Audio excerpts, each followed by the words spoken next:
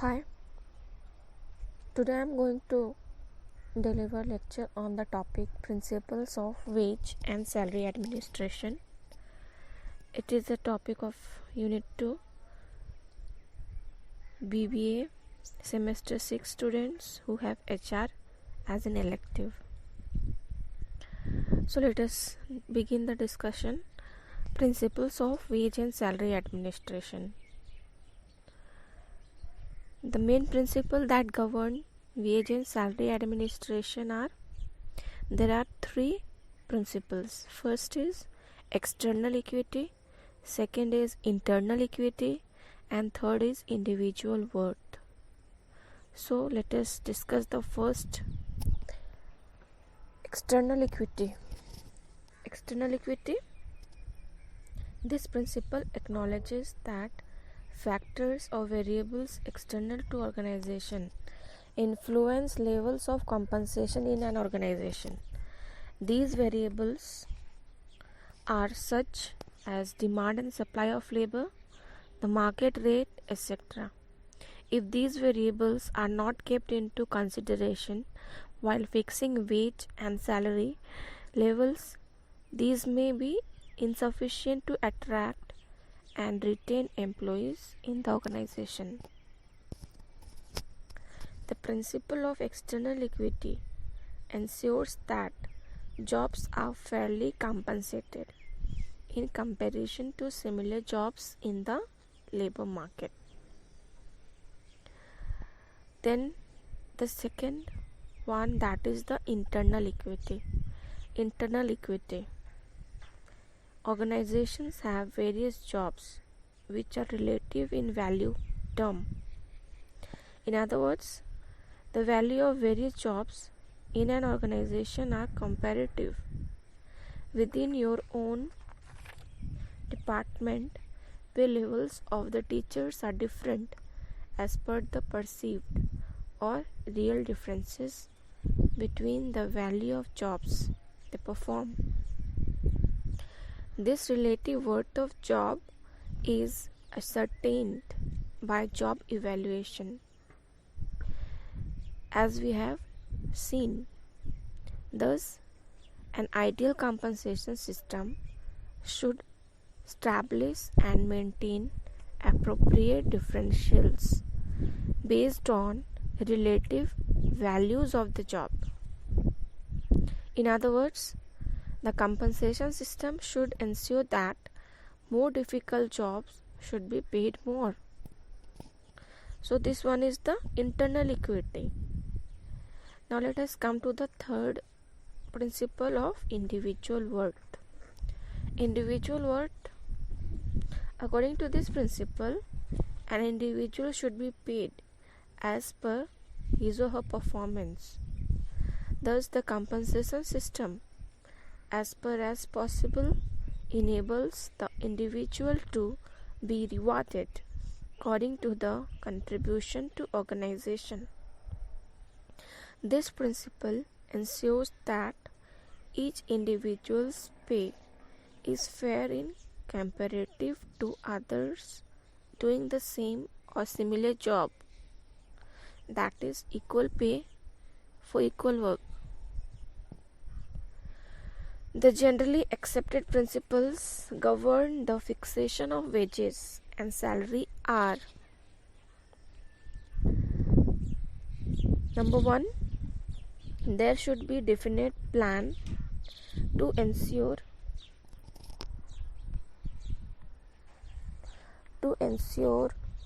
that differences in pay for jobs are based upon variations in job requirements such as skill, effort, responsibility, or job or working conditions, and mental and physical requirement. The second one is the general level of wages and salaries should be reasonably in line with that prevailing in the labor market. The third one is the plan should be carefully distinguish between job jobs an employee. A job carries a certain wage rate, and a person is assigned to fill it at that rate. Exceptions sometimes occur in very high level job, in which the job holder may make the job large or small depending upon its ability and contribution. Fourth point is equal pay for equal work. That is, if two jobs have equal difficulty requirements, the pay should be the same regardless who fills them. Fifth point is an equitable practice should be adopted for the recognition of individual differences in ability and contribution. For some units, this may take the form of rate ranges within grade increases. In others, it may be wage incentive plan. In still others, it may take the form of closely integrated sequences of job promotion. Then comes the sixth point.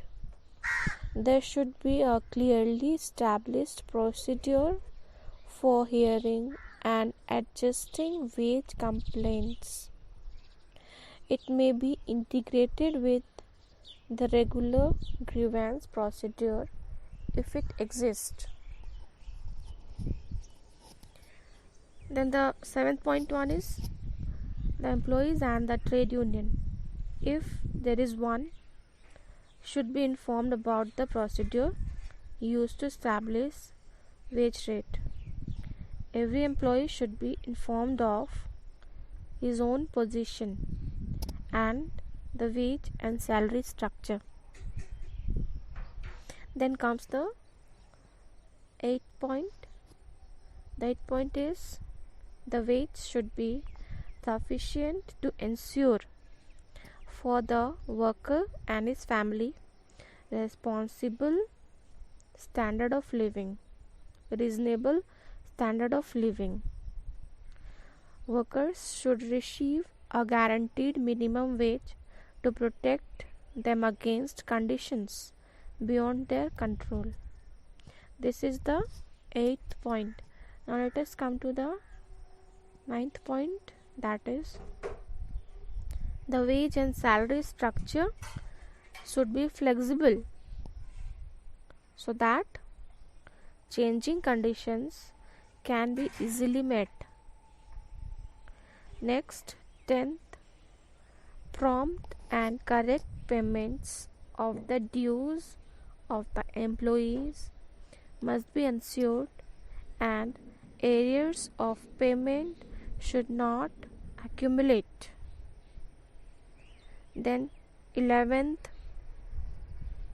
for revision of wages, a wage committee should always be preferred to the individual judgment, however unbiased. Next one is the 12th. The wage and salary payments must fulfill a wide variety of human needs, including the need for self-actualization,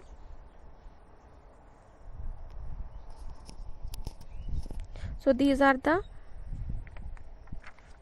12 points which govern the principle of wage and salary administrations and help in fixation of salary and wage. So it has been recognized that money is the only form of incentive which is wholly negotiable, appealing to widest possible range of seekers. Money payment often act as motivators and satisfiers interdependently of other job factors. So this is your principle of wage and salary administration. Thank you.